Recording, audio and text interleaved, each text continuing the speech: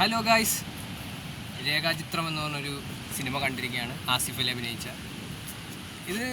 പടം ത്രില്ലറൊക്കെയാണ്, പക്ഷേ എനിക്ക് ഈ സിനിമ അത്ര വലിയൊരു വർക്കായില്ല.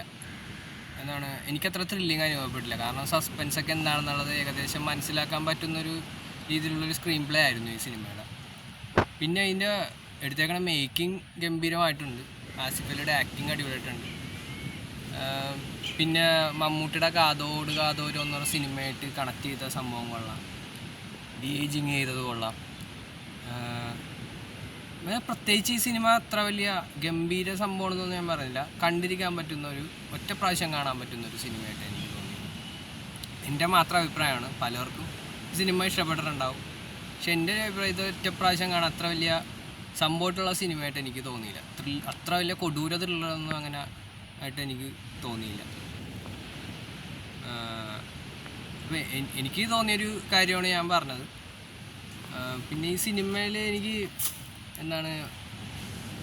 ക്ലൈമാക്സ് ഇങ്ങനെ ആയിരിക്കും അതൊക്കെ പ്രെഡിക്റ്റ് ചെയ്യാൻ പറ്റും. പിന്നെ ഈ സിനിമക്ക് കർമ്മ ഭയങ്കര ഒരു സംഭവമാണ്.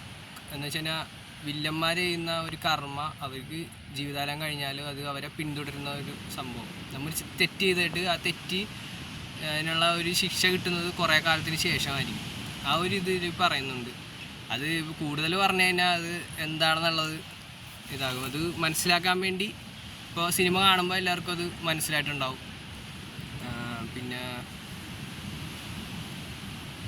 അത്രേ ഉള്ളൂ. പ്രത്യേകിച്ച് സിനിമയിൽ അങ്ങനെ ഒരു സംഭവമൊന്നും തോന്നിയില്ല. പിന്നെ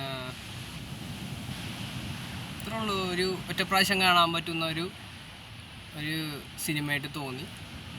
എല്ലാവരും തിയേറ്ററിൽ പോയി സിനിമ കാണുക. ഓക്കെ എന്നാൽ.